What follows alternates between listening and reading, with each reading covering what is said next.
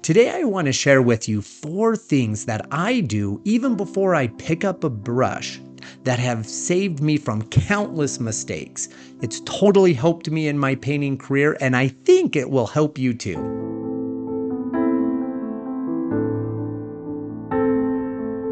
The very first thing I do is crop my photo.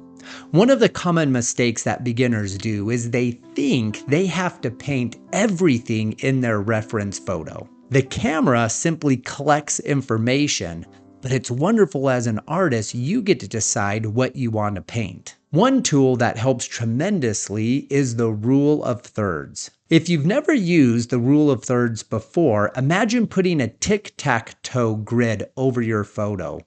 Where those lines intersect naturally creates a great place to put your interesting things from your photo. Sometimes all you have to do is trim a little bit of the sky or your foreground so that way your center of interest will naturally fall within those intersecting tic-tac-toe grid. Number 2 is rearrange the scene. Once I've cropped my image, I ask myself this important question: does everything need to stay where it's at in the reference? Most of the time, no. Maybe there's a distracting tree or a distracting person in the background.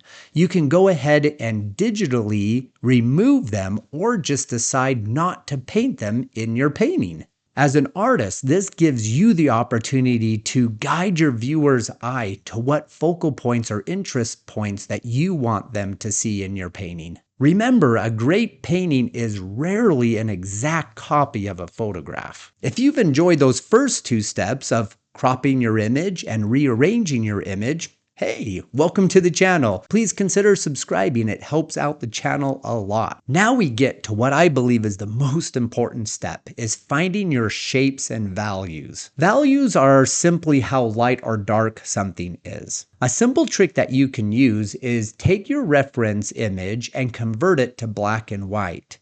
When you do this, you can easily see the lights of your image to the darks, and it's easy to see what's actually going on with your image. One exercise that can completely change how you improve in your painting is by doing a value study. What a value study is by taking your image and simply breaking it into 3 categories. You want to use the white of your page as your lightest values. Second, you want to paint your large shapes is your mid-tone. And then finally, you want to add in your darkest values last as a detail. That's it. It's that simple.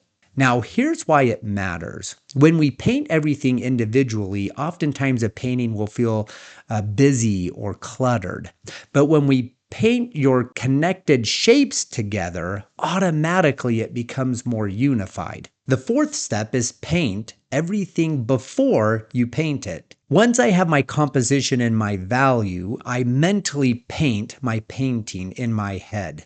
Back in high school, my swim coach taught us P.B.A. This stands for perceive, believe, achieve. The importance is to think through the process of what I want to accomplish before actually accomplishing it. There's even been a few paintings that I've painted 100 times in my head before actually accomplishing it on paper. Now, here's how that process works. I ask myself the question, what will be my first wash, followed by the second, and then third? Usually I break down the process just in 3 ways. I'll start with a loose, wet on wet technique. I'll wet my paper down, oftentimes front and back, and I'll focus on my lightest values. This is where it's very atmospheric, soft edges, things that you would see in the distance.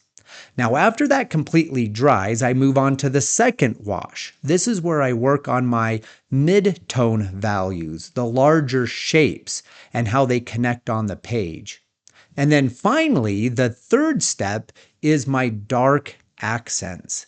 Ironically, it's funny because this usually gets the most attention, but usually it's not the most important on your page.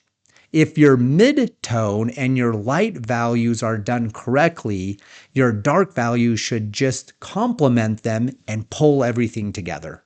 Here's a quick recap. Remember to ask yourself these questions. Have I cropped my photo? Do I need to rearrange any of the items in my image? Have I identified my large shapes and my value? And then finally, do I have a plan for painting this picture? Now, remember, this won't guarantee that you're going to have a masterpiece, but it definitely is going to improve your odds.